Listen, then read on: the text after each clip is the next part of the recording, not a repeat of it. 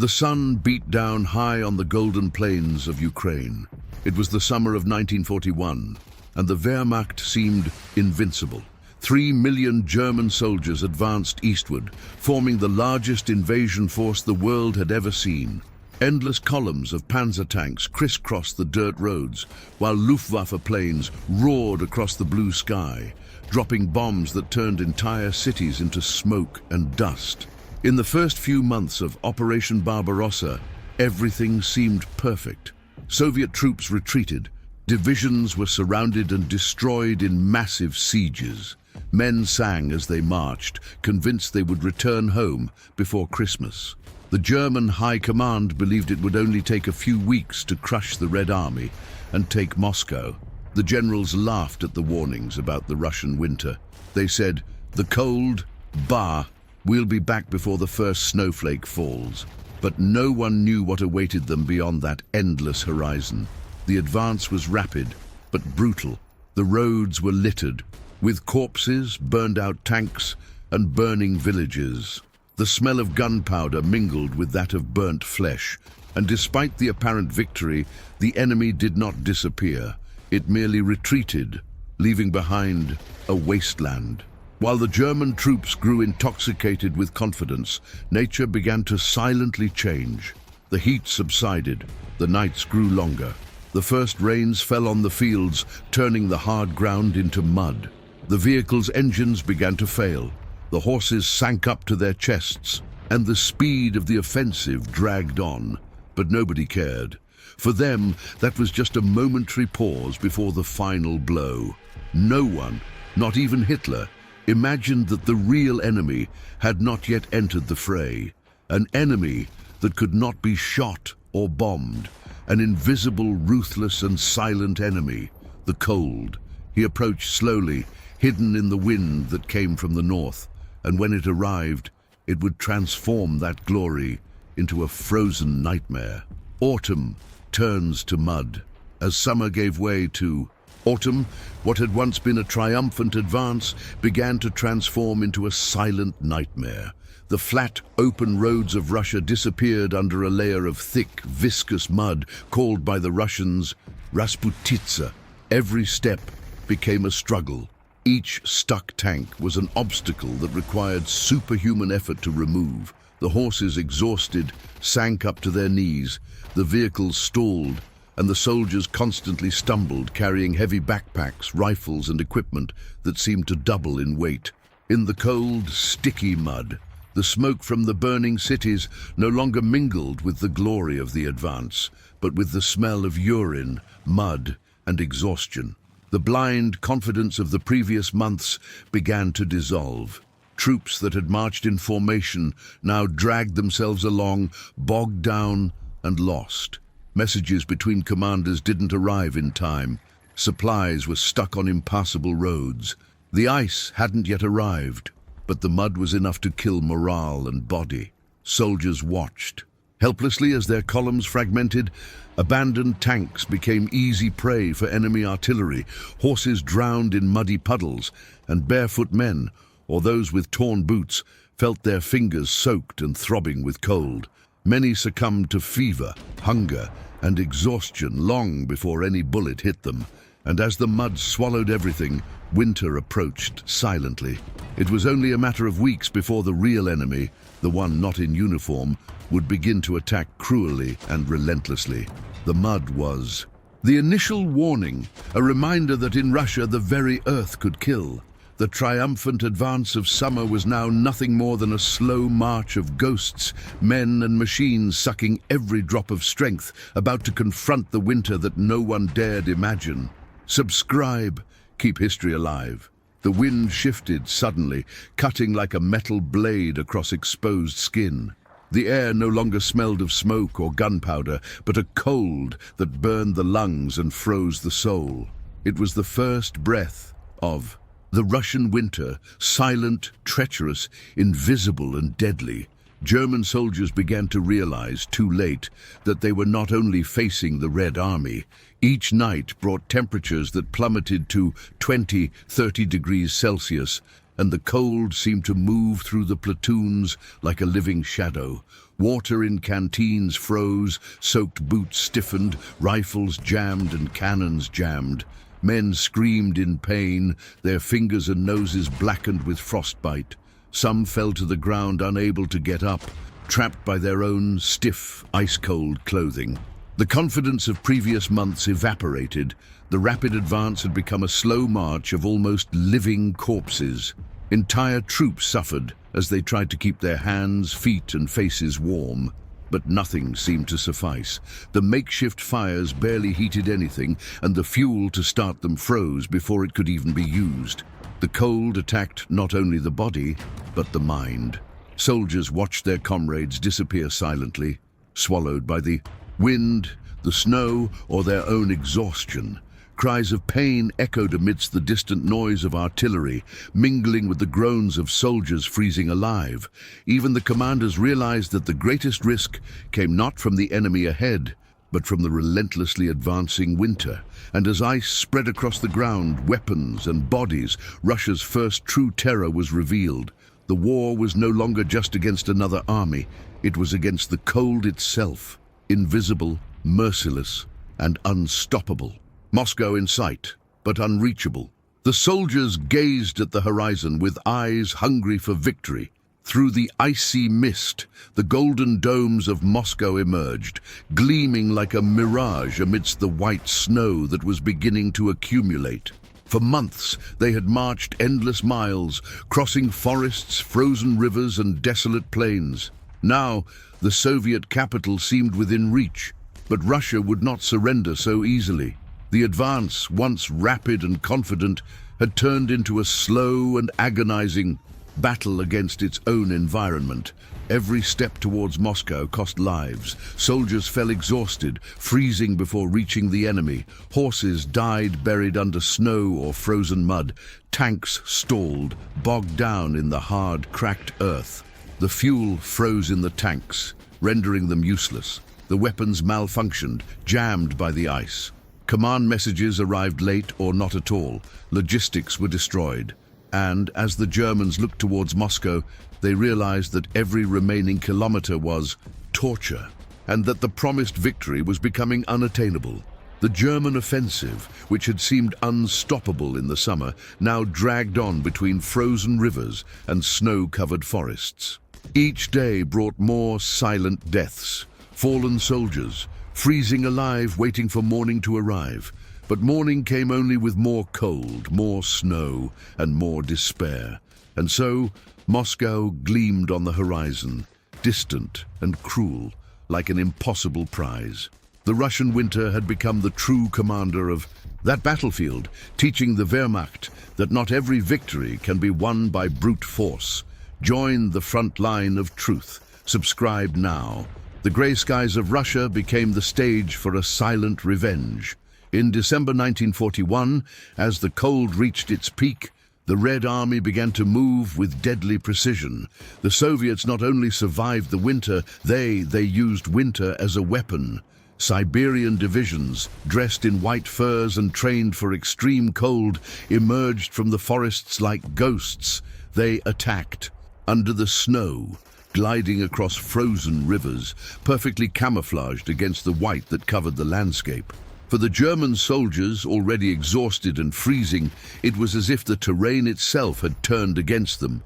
Chaos spread rapidly. German columns were surrounded, tanks bogged down as they were attacked by Siberian artillery and infantry. Explosions echoed among ice-covered trees, kicking up clouds of snow and fragments of wood. Soldiers fell, not only from bullets, but from extreme exhaustion and frostbite. The Soviet offensive showed no mercy. Each attack was a brutal lesson. In Russia, cold weather is an ally for those who know how to use it.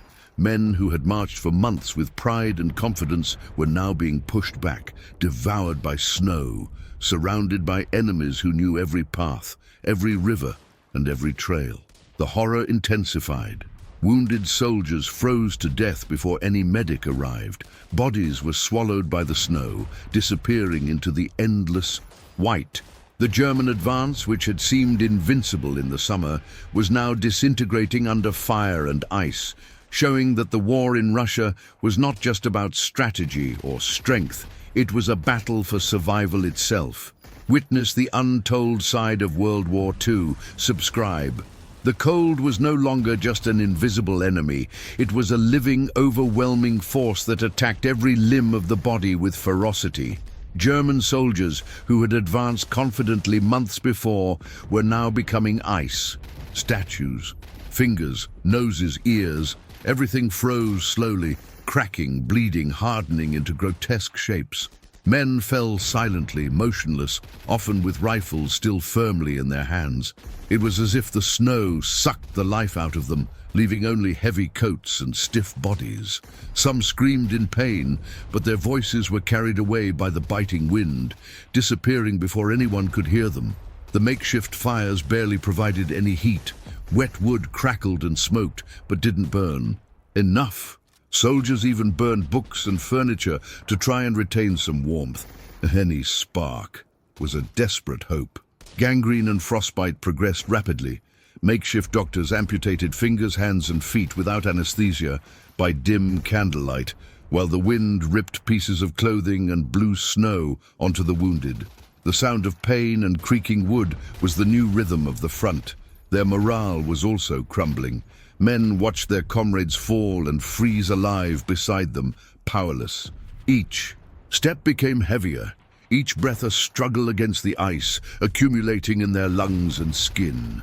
The cold had transformed the Wehrmacht from an invincible war machine into an army of ghosts, marching towards a silent death.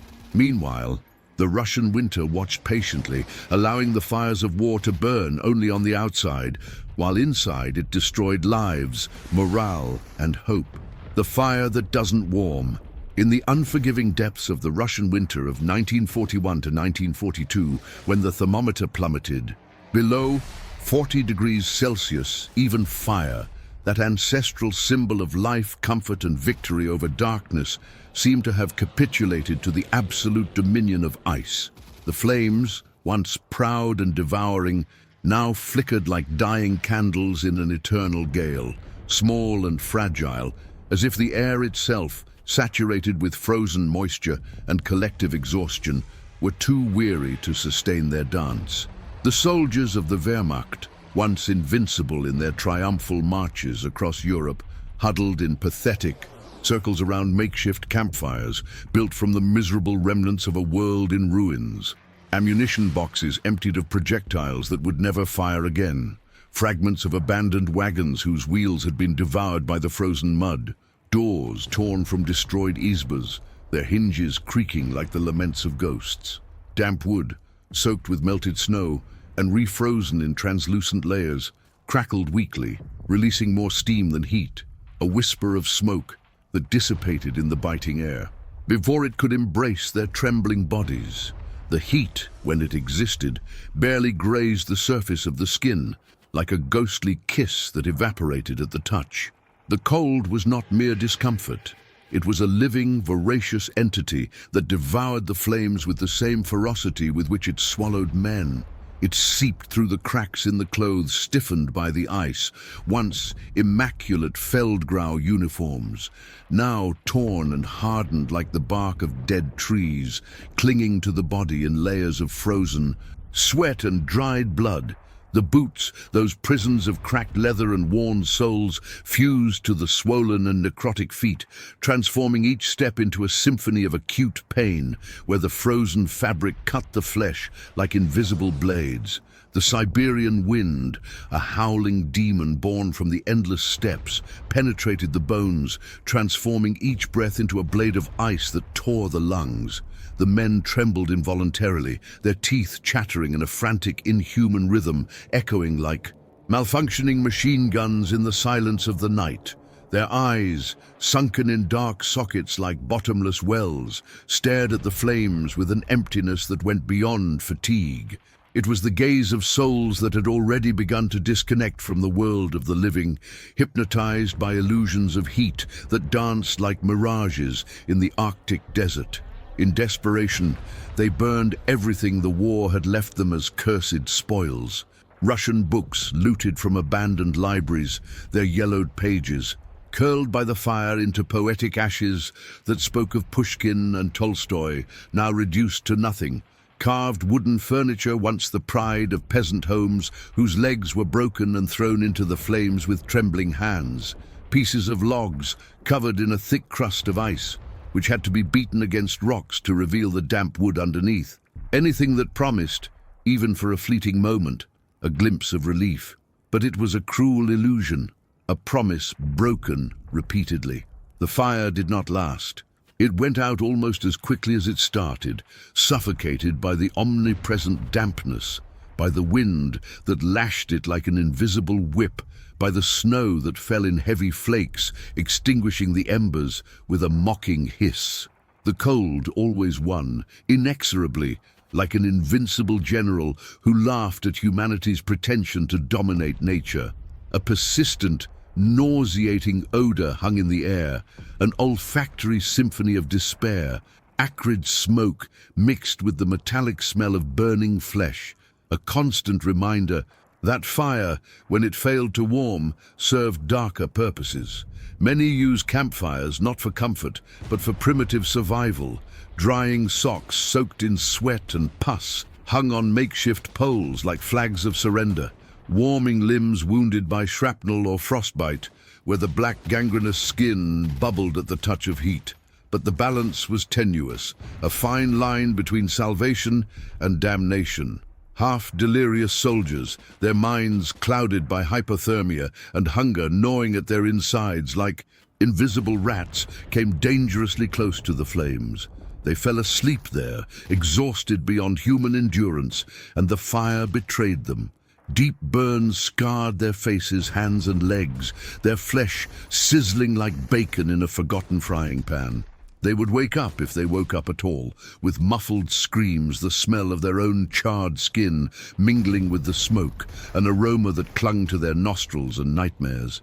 Others, in a frenzy of despair, rubbed their ulcerated and frozen hands, directly over the embers, seeking to rekindle the pulse of life within them, ignoring the excruciating pain that followed. For any sensation, even that of the burn, was preferable to the absolute numbness that preceded death. And then, inevitably, the fire died down. The last embers flickered like dying eyes, covered by a crust of cold ash, and silence descended like a shroud. Not the peaceful silence of gently falling snow, but a terrible, oppressive emptiness, where the only sound was the wind.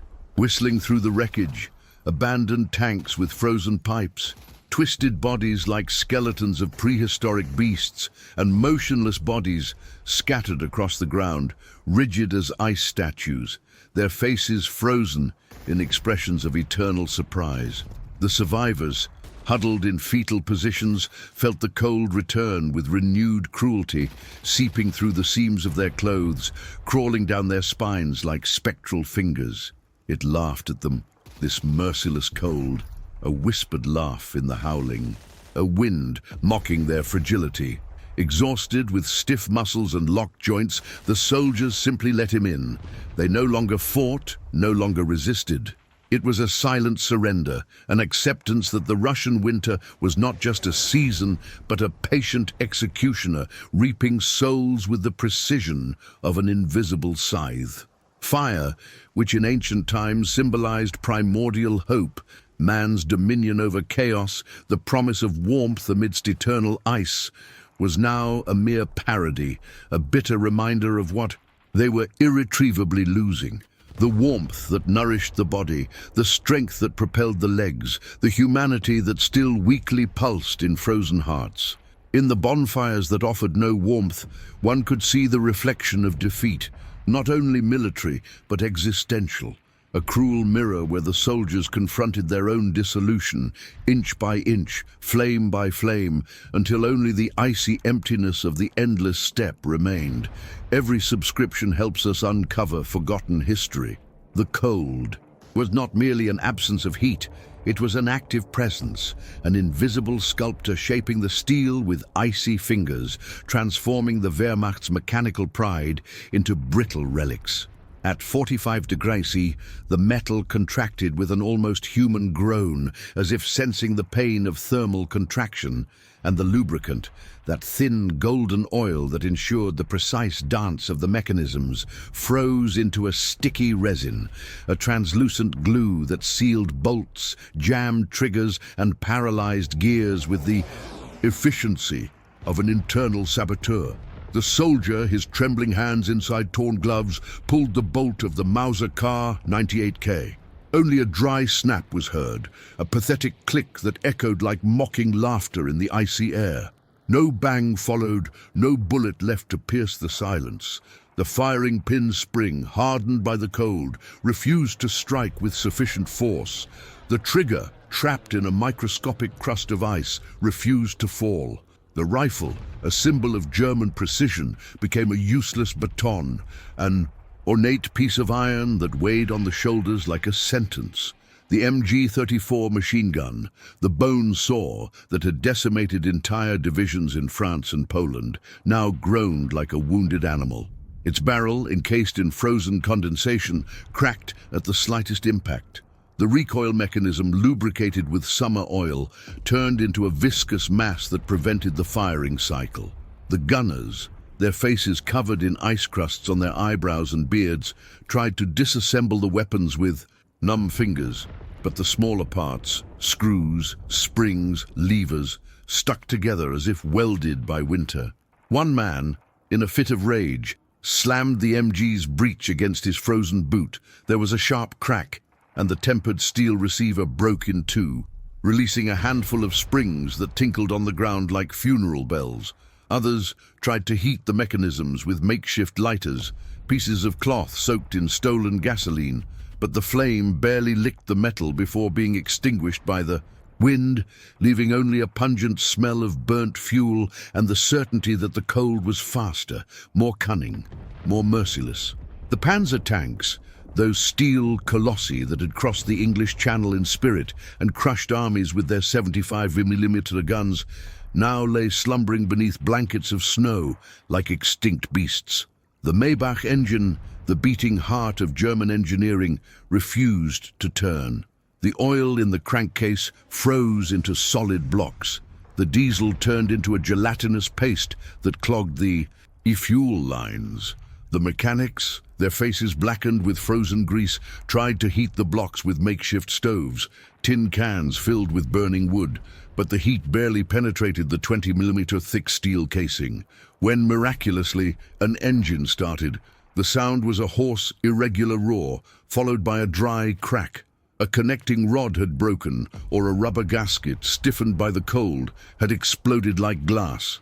The tanks, once symbols of blitzkrieg mobility, were becoming metal tombs, their crews, trapped inside bunkers that were turning into slow-moving refrigerators. Opel Blitz trucks, which had carried tons of supplies, were now immobilized with locked axles. Tires cracked from the cold, radiators burst from frozen and expanding water. The drivers, their eyes bloodshot with exhaustion, tried to start them with hand cranks, but the frozen crankshaft refused to turn, and the effort ended with dislocated shoulders and muffled screams. Even the batteries, the pride of Bosch industry, delivered only a whisper of electricity before dying, their electrolytes frozen into crystals that prevented any flow. Meanwhile, Soviet soldiers watched from trenches covered in white, with a calmness bordering on disdain. Their weapons, the Mosin Nagant musket, the PPSH-41 with a round barrel, were crude, almost primitive in comparison, but designed for the Russian winter.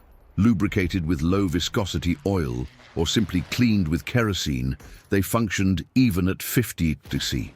The bolts slid with an oily, reliable sound. The triggers fell with brutal precision. A Russian sniper, crouched behind a frost-covered log, fired short bursts that cut through the air like blades, while the opposing German tried in vain to get his carabiner to work. It was an asymmetrical war. On one side, German precision destroyed by nature. On the other, Soviet resilience forged by centuries of murderous winters. Despair grew like an infection. A young lieutenant, his face burned by the wind, saw a Soviet patrol emerge from the white mist 200 meters away. He raised his rifle, aimed, pulled the trigger. Click. Nothing. He pulled again. Click. He tore off his glove with his teeth, blew hot air into the mechanism, slammed the breech against his knee. Click. The Soviets were advancing, their silhouettes growing like bear shadows. He screamed, a guttural sound lost in the wind, and threw the useless rifle against the snow, picking up a grenade. But the pin, frozen, refused to come out. The last sound he heard was the crack of the PPSH, a clean, oily, deadly sound. Even the bullets seemed to hesitate.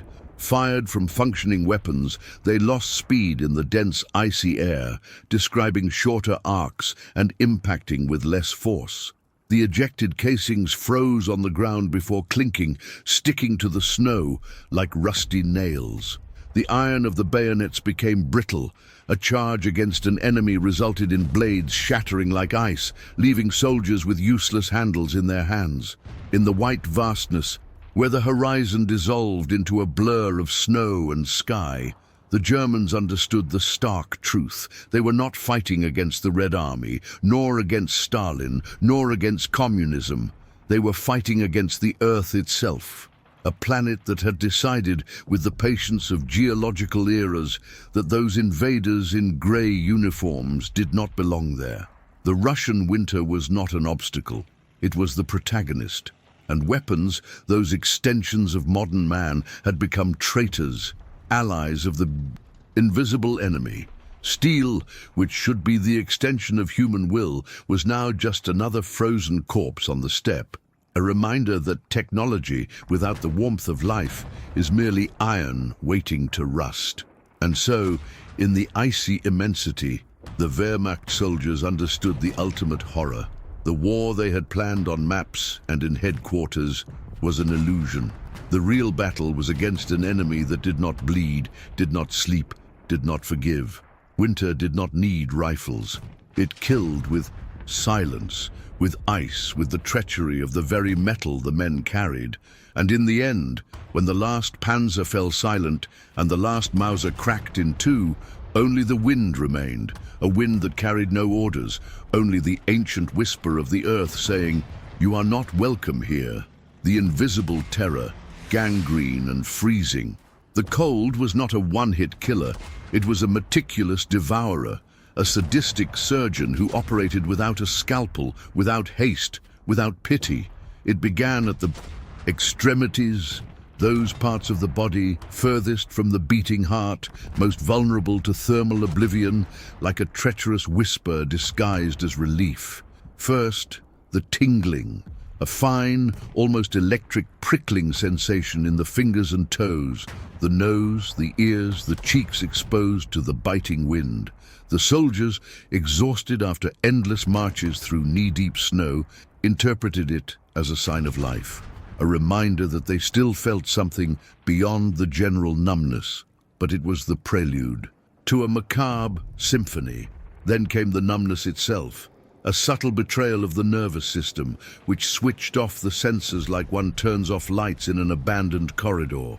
The fingers lost sensitivity. The feet seemed wrapped in icy cotton.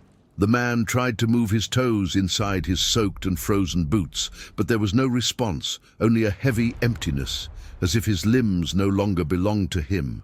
Then the horror revealed itself in its cruel fullness. The flesh, deprived of blood. Circulation for hours or days began to darken, first a purplish red, like deep bruises beneath the translucent skin, then an opaque, iridescent olive black that spread like ink spilled on absorbent paper. The skin hardened, stiffening into a brittle shell, cracking into deep fissures that exuded a serous, fetid fluid. The toes, squeezed inside makeshift valenki, or cracked leather German boots, initially swelled with frostbite edema, only to wither like dried fruit in the sun. But here, the sun was eternal ice. A soldier removing the boot with trembling hands, an act that required minutes of effort as the frozen leather clung to the damp sock like a second skin, saw the nightmare. The the toes black and twisted, some already detached from the living flesh by bubbles of frozen serum, others hanging by filaments of necrotic tissue. The entire foot looked like a grotesque sculpture of rotten ebony, and the smell, the smell, was the harbinger of gangrene, a sweet and putrid odor, like meat left in the sun mixed with spoiled cheese that seeped into the nostrils and clung to the soul. In the makeshift trenches, holes dug in the hardened snow, reinforced with frozen logs and torn tarpaulins, the suffering transcended the physical, becoming an opera of collective despair. Men sat in funereal circles around dying stoves, stretching their blackened hands towards the weak flames. But the heat, when it arrived, was a double-edged sword. The rapid thawing, the cooking of frozen flesh caused a piercing pain, as if 1,000 incandescent needles were piercing the skin. Blisters appeared, filled with pinkish fluid tinged with blood, bursting at the slightest touch, leaving exposed craters where infection settled in like an unwelcome guest. Some, in a delirium of self-preservation, tried to warm their feet directly on the fire. They rested the soles of their boots on the embers, ignoring the hiss of melting rubber and the stench of burnt leather.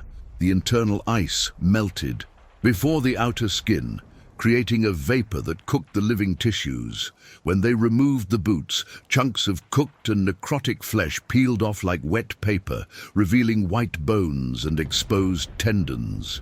"It's like boiling a turkey that's frozen inside," murmured a field doctor, his eyes glazed with the look of someone who had seen too much.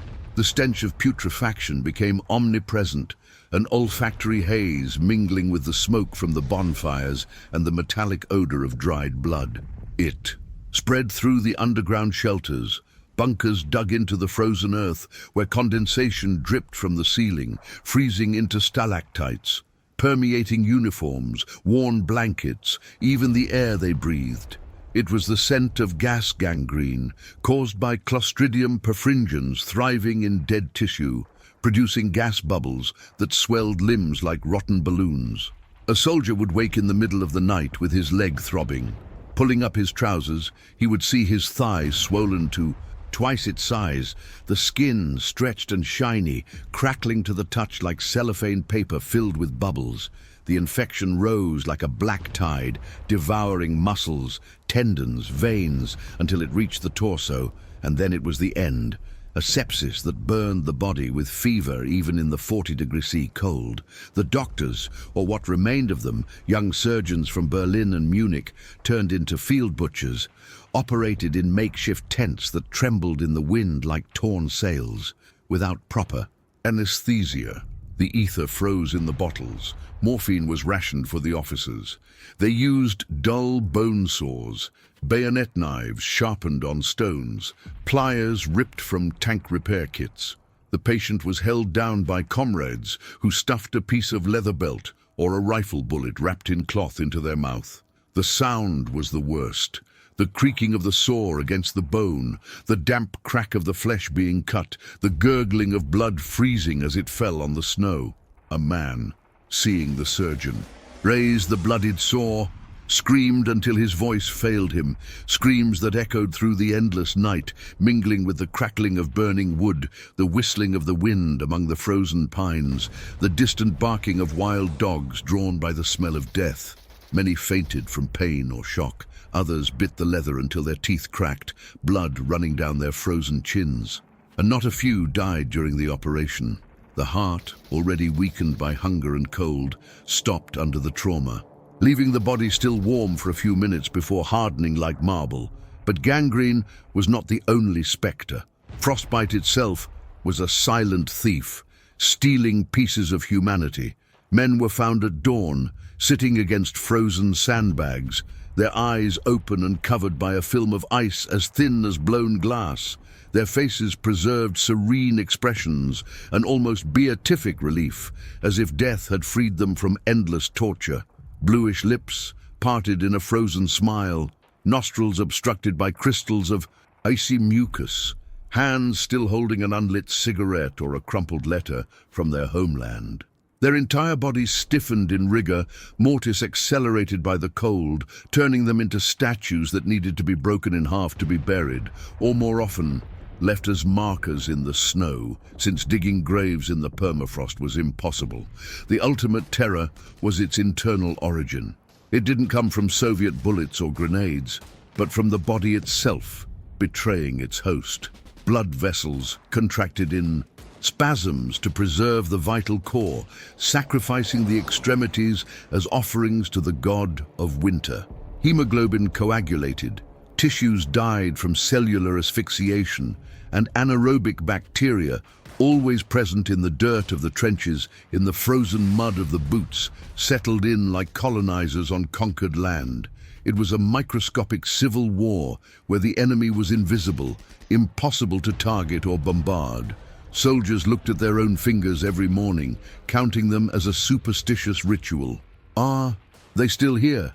Are they still moving?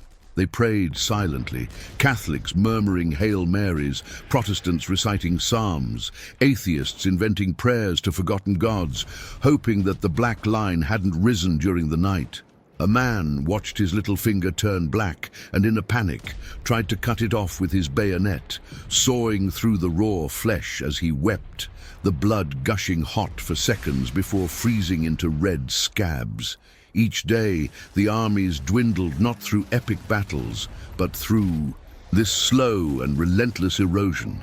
A battalion of 800 men would wake up with 750, then 600, then 400. Not fallen to enemy fire, but devoured alive by winter. The survivors bore visible mutilations, hands with 3 fingers, noses amputated and covered with scraps of skin, ears reduced to blackened stumps. They became ghosts of their former selves, limping on makeshift prostheses of wood and wire, their eyes haunted by those who had already seen the abyss within their own flesh. In the war against the cold, the human body was the final battlefield, and winter the invincible general. Bullets could be deflected, grenades exploded and passed, but frostbite and gangrene were sentences carried out hour by hour, cell by cell. There was no possible surrender, only waiting for the next tingling, the next numbness, the next black line rising like an inexorable tide. And in the silence of the polar nights, when the wind howled like a chorus of lost souls, the soldiers understood the naked truth. Russia didn't need armies to win. It only needed to let winter open its mouth and swallow. The enemy that never stops. The Russian winter was not neutral. It was a major general on the Soviet General Staff, an ally that had signed the pact with blood and ice centuries before Napoleon or Hitler dared to set foot on the steppe. For the Wehrmacht, it was the invisible executioner that stole fingers, engines, and hope. For the Red Army, it was the cloak, the weapon, the very soil that gave birth to its children. Men born in Siberian villages where the thermometer never rose above 0 between October and May, moved with the naturalness of fish in a current. Their bodies were forged in scarcity, rye bread as hard as stone, pine tea, Valenki felt boots that seemed made of hardened cloud. The cold did not betray them. It embraced them like an older brother, whispering secrets of survival that the Germans would never decipher. They wore winter attire, padded Telegraika coats, painted white, with quicklime mixed with stolen wheat flour, transformed each soldier into a walking snowflake. Camouflage cloaks, sewn from abandoned hospital sheets, hoods pulled up to their eyes, just a narrow slit for their gaze. A gaze that didn't blink, that didn't tremble, that seemed made of the same ice that covered the lakes. When they crouched behind frost-laden pine trees, they disappeared completely. The German observer, peering through a crack in the trench, saw only landscape, until the barrel of a PP-41 emerged like a white serpent and spat fire. Silence was their opening weapon, a silence so dense that the very air seemed solidified, where each breath escaped like vapor that froze in the air before dissipating. Then, from somewhere beyond the white horizon, came the roar. First a subterranean murmur, like thunder trapped in the earth, then the crescendo of diesel engines that wouldn't freeze. T-3476, painted off-white, emerged from the fog like armored specters. Their wide tracks, designed for Rasputitsa and ice, bit into the snow with a traction that panzers envied. Soviet diesel, mixed with aviation kerosene, flowed even at 50°C. The 76.2mm F-34 cannon whirled with an oily hum, pointing at targets the Germans didn't even know were exposed. The first shot was always a surprise, an orange flash that tore through the polar twilight, followed by a shock wave that raised columns of crystalline snow, as if the earth were vomiting diamonds. The projectile pierced the armor of a Panzer IV at 800 meters, detonating internal ammunition in a flower of fire that melted the surrounding snow in a perfect circle, an improvised lake where pieces of crew floated. The Germans reacted late, always late. The gunner, his fingers bandaged in rags, tried to rotate the turret of the Pak-38. The bolt was jammed, the oil frozen into a sticky mass. The commander shouted orders over the radio, but the batteries were dead, the wires brittle as straw. When a cannon finally fired, the recoil cracked the tempered steel shield. The projectile exited low, burying itself in the snow 50 meters from the target. Meanwhile, the T-34s maneuvered in a fan pattern, flanking, disappearing behind pine-covered hills, reappearing where they were least expected. It was the doctrine of deep warfare, in its purest form, but executed not by manuals, but by instinct, the instinct of wolves hunting in packs in the tundra. The Soviet infantry moved on skis, birch skis waxed with bear tallow, gliding soundlessly over the hardened crust. A platoon of 30 men covered 15 kilometers in 3 hours, appearing behind German lines like ghosts. The first sign was the crack, a broken branch, a ski scraping ice, followed by a blood-chilling cry. Hurrah! It wasn't a war cry.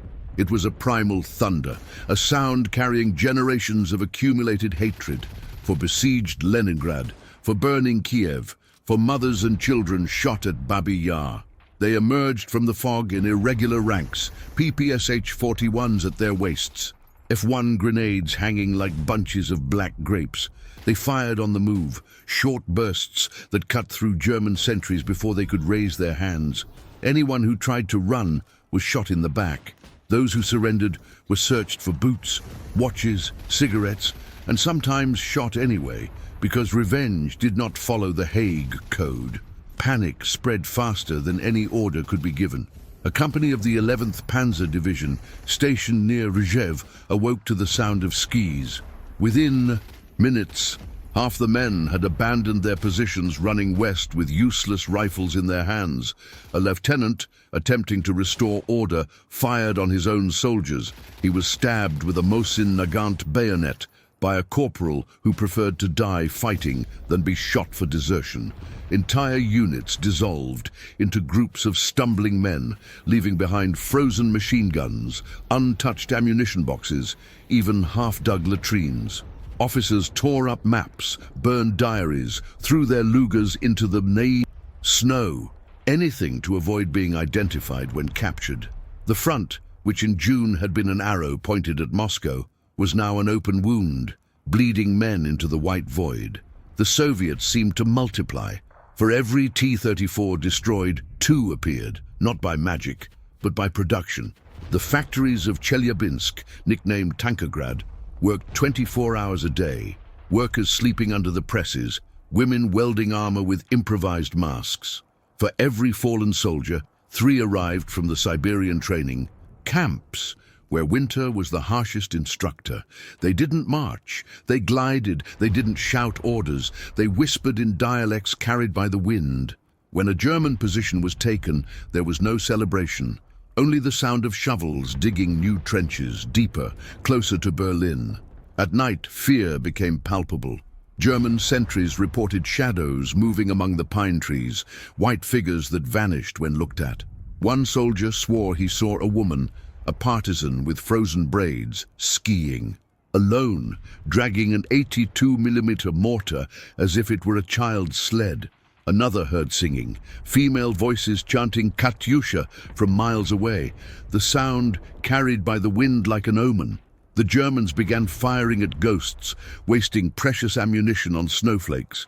Sleep became impossible. Men dozed off, leaning against sandbags, and woke with bayonets at their necks. In the end, the Red Army didn't need to win battles. It simply needed to be there, relentless, like winter itself.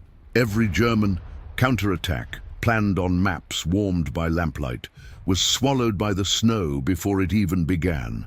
The Soviets didn't pursue. They let the cold do the work. A surrounded regiment simply waited.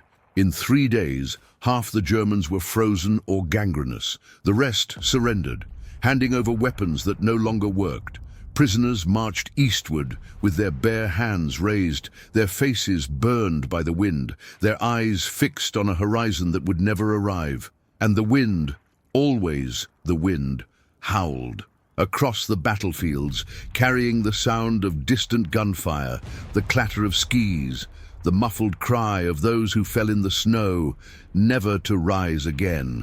It was a requiem for the Sixth Army, for the Blitzkrieg, for the illusion that war could be won with engines and manuals, because there, in the white vastness, the enemy was not Stalin, nor Zhukov, nor the T-34. It was winter, and winter never stopped. 11. The lines that disintegrate. In the rear headquarters, 300 kilometers from the front, the map still hung on the wall like a summer relic. Thick red lines drawn with ruler and confidence marked the June advance. Smolensk, Vyazma, the leap to Moscow. Now, under the dim light of a kerosene lamp, the same lines looked like open scars. An aide, his fingers stained with frozen ink, tried to correct them with a blue pencil. Retreats, encirclements, breaks. With each stroke, the paper tore. With each retreat, the pencil broke. General von Bock, his eyes bloodshot, watched in silence.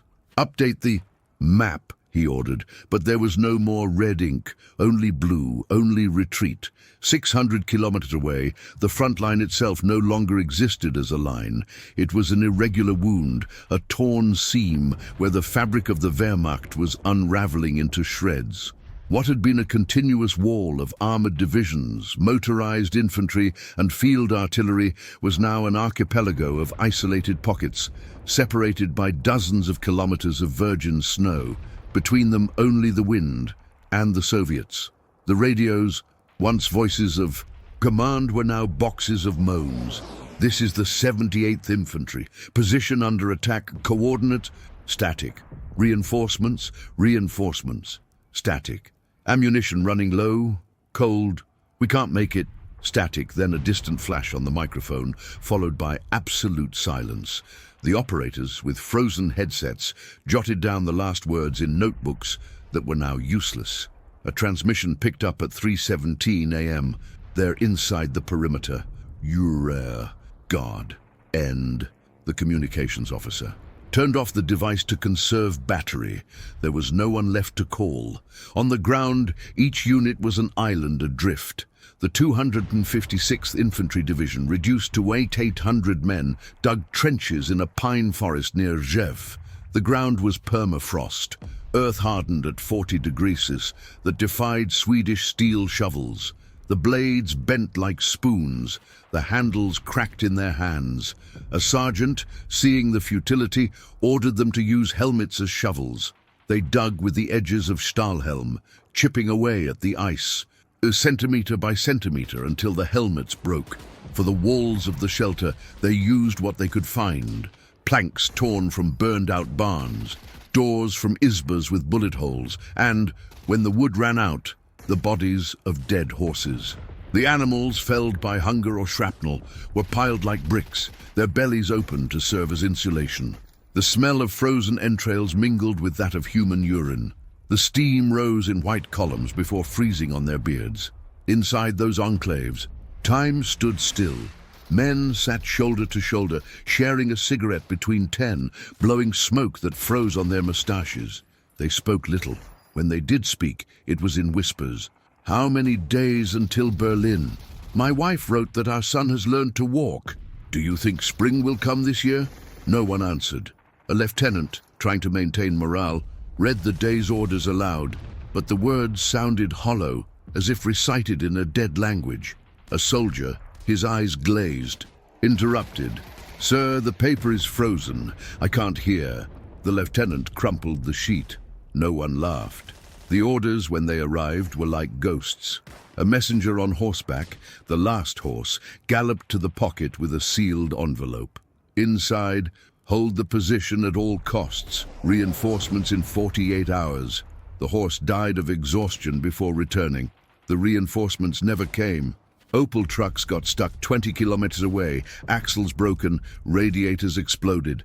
Panther tanks, sent as salvation, arrived. With dead engines, crews frozen inside the turrets. A Panzer IV was found with its hatch open, the commander still sitting in the seat, hands on the steering wheel, eyes open, beard covered in frost. The logbook recorded, "Day 47, no movement, fuel frozen, crew asleep."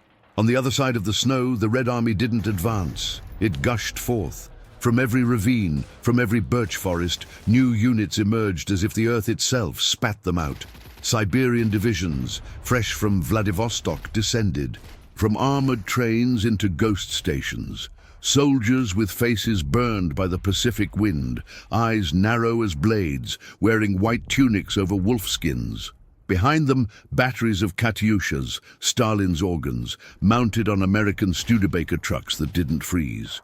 When they fired, the sky split into 16 trails of fire, each carrying 132 mm of vengeance. The explosions opened 10-meter craters, melting the snow into lakes of boiling mud that froze again in minutes, trapping boots and legs in ice. Traps. The attacks came from all directions. A pocket would awaken to flanking fire from the north, at midday from the south, at night from the east and west simultaneously. There was no longer a front, only a center, and the center was hell. German patrols sent for reconnaissance disappeared. One returned with 2 men, one without a tongue, cut off by the partisans, the other with his eyes gouged out by bamboo stakes. "They sing while they kill," whispered the survivor.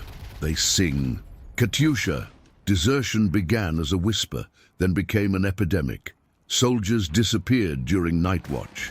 Some left behind stacks of rifles as offerings, others took only a can of corned beef and a photograph.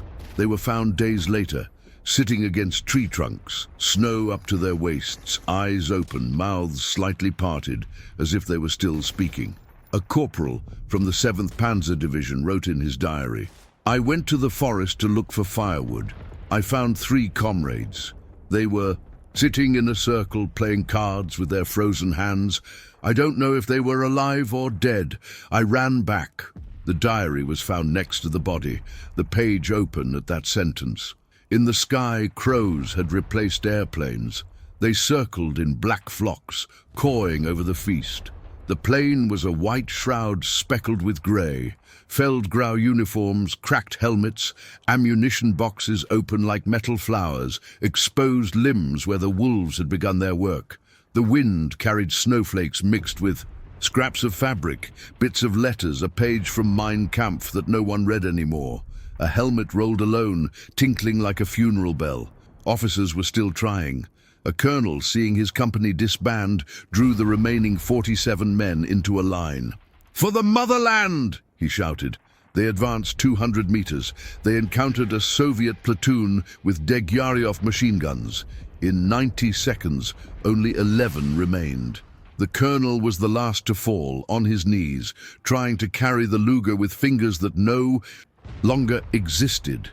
A 19-year-old Russian soldier approached and placed his boot on the officer's chest. "Domoy," he said. "Go home." Then he fired. In the end, the pride of the Wehrmacht, the one that had paraded under the Arc de Triomphe, that had made Churchill tremble, was on its knees, not defeated by armies, but disintegrated from within. Men who once marched in goose step now crawled, weeping, in search of a bonfire that did not exist. A captured lieutenant asked the Soviet interrogator, "When will it end?" The officer, smoking a cigarette wrapped in newspaper, replied, "When the snow melts, and it doesn't melt." And in the silence that followed each battle, when the last shot echoed and the crows descended, only one certainty remained. unspoken, but felt in every frozen bone, in every empty gaze. No one would return. The front was no longer a line on the map. It was a collective grave covered in white, where winter wrote the epitaph with wind and ice. The struggle for survival decay. War, at that point, was no longer against the Soviets. It was against winter itself. Men who once marched proudly under the eagle's banner now crawled in the snow, reduced to the most brutal essence of existence, to live another day. The pet food ran out weeks ago. The horses were slaughtered, first out of necessity, then out of desperation. The troops cooked the leather from the saddles, boiling it for hours until it became a bitter, sticky goo. There were reports of soldiers chewing on boot. Souls trying to deceive the hunger that seemed to consume their own bodies from the inside out. As makeshift tents, they offered little protection from the wind. Inside, men trembled uncontrollably, wrapped in soaked blankets, as they tried to warm their hands over small flames of candles or cans of burnt oil. Others burned anything they could find: maps, books, ammunition, even planks torn from ammunition crates. Fire there was more precious than gunpowder. You field doctors, there was nothing they could do. The wounded slowly rotted away. Simple injuries became gangrenous. Fingers and ears fell off like dead leaves. The amputation was performed without anesthesia, using knives heated over a fire. And worse, often, even that wasn't enough. A horrible smell of burnt flesh and pus spread through the shelters, mixed with the odor of frozen bodies that no one could bury anymore.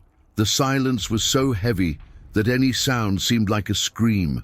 Sometimes at night, the soldiers would hear the wind and swore it was whispering their names. Some, they lost their sanity. They talked to ghosts, saw enemies that didn't exist, laughed alone until their laughter turned to tears.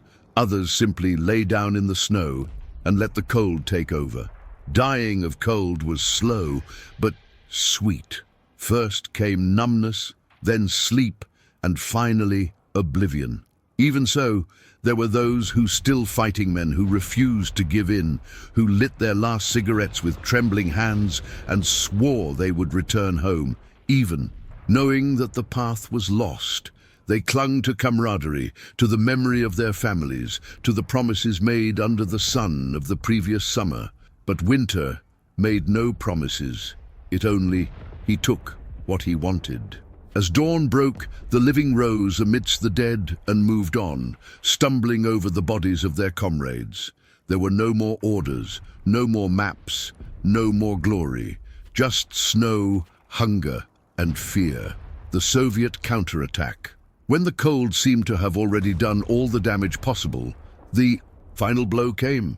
The Red Army, which had spent months retreating, bleeding, and learning, was now ready to give it all back, and he returned it with hatred and fury. In the early hours of December, the horizon shone with a light that no German soldier would forget. The ground trembled. The snow, which until then had fallen silently, was torn apart by roar of thousands of Soviet cannons. It was as if the Russian earth itself had awakened to cry out for revenge. The attacks began in waves. First the artillery, then the T-34, which emerged from the white forests covered in ice like iron monsters. Behind them came entire infantries, soldiers dressed in white who seemed to blend into the snow and shouted, "Rain!" with a force that could freeze the air. The Germans, exhausted and half-dead, tried to resist, but their tanks were immobilized, their weapons were malfunctioning, and their bodies simply wouldn't respond anymore. In many positions, there was no return fire. Men frozen in the trenches. They died without firing a single shot. The Soviets advanced mercilessly. The bayonet charges were brutal, the hand-to-hand combat, a silent carnage in the midst of the storm. Bayonets tore through coats, flesh, and ice. The warm blood, as it falls on the snow, it froze almost instantly, forming small, hardened red puddles that stained the white of the field. German communications collapsed. No one knew where the enemy was, or if there was any front still standing. Cities and Towns that were once conquered in days were regained in hours by the Soviets. The Red advance was relentless. The retreating German troops left everything behind: artillery, vehicles, even the wounded. Many were fleeing, afoot, dragging themselves across the snow, being hunted like animals. And when the artillery ceased, the silence was broken only by screams of pain, of despair, and of cold. Those who managed to escape saw a hellish landscape behind them: villages burning, wrecked tanks frozen, bodies hanging from barbed wire, Nazi flags covered in ice and mud. The army that had marched like an invincible machine was now merely a ruined crowd. Winter, fire, and vengeance had joined forces, and for the first time since the beginning of the war, Germany knew what it meant: lose, the infernal retreat. What was once a glorious offensive has become a desperate escape through white hell. The officers called it a strategic retreat, but the soldiers knew the truth. It was every man for himself. There was no army anymore, only human shadows stumbling in the snow, trying to escape death that was coming from all sides. The roads were full of truck carcasses, dead horses and frozen tanks. The engines that were still running roared with difficulty, pushing vehicles that barely moved a few meters before stalling. The fuel had frozen inside the tanks. Desperate soldiers lit fires under the engines, trying to melt the ice, and often they exploded along with the vehicle. The retreating columns were easy targets. Soviet planes appeared in the sky like birds of prey, machine-gunning the fugitives that dragged themselves along the snow-covered roads. The sound of machine guns echoed in the icy air, mingled with the cries of wounded men and horses in agony. The blood mingled with the snow, forming red trails that marked the path of misfortune. Hunger was now as cruel an enemy as the human enemy. The soldiers rummaged through the bodies of the dead, searching for pieces of stale bread. Cigarettes, anything that could be chewed. Some they melted snow with gunpowder, believing that this would warm them up. Others drank gasoline mixed with water and died within minutes. The wounded were left behind. There was no time, no strength, no pity. In each abandoned village, dozens of men remained, begging for help, knowing they would never be found alive. Their voices were lost in the wind, and soon the wind covered everything with a new layer of snow, as if the earth wanted to hide. The horror. Their boots tore, their feet bled, and the cold devoured them alive. The phenomenon was the same for everyone: first numbness, then sharp pain, and finally, nothing. Many would take off their boots to rest their feet, and they could never put them back on, as the flesh had frozen solid. In the midst of this misery, camaraderie gave way to madness. There were soldiers who killed their comrades for a piece of bread or a blanket. Others knelt in the snow, laughing or praying, unable to accept what they saw. And above them all, the wind howled like an evil spirit, scattering snow, ice, and despair. The withdrawal turned into a funeral in motion. Every kilometer traveled was paid for with lives. And when the survivors finally reached the rear, they were no longer men. They were ghosts, empty eyes and worn-out bodies, dragging with them the weight of everything the Russian winter had taken from them: their strength, their faith, and their humanity. The price of arrogance. When winter finally began to recede, there was no longer an army to welcome spring. What returned from the east were not soldiers. They were human shadows, faces hollowed by the cold, empty eyes that had witnessed their own frozen hell. Men who had marched with pride now staggered like the living dead, wrapped in rags, their bodies scarred by ice and guilt. The offensive that Hitler had promised as a swift victory over Bolshevism ended up as epic tragedy. Thousands of tanks lost, hundreds of thousands dead, and no objective achieved.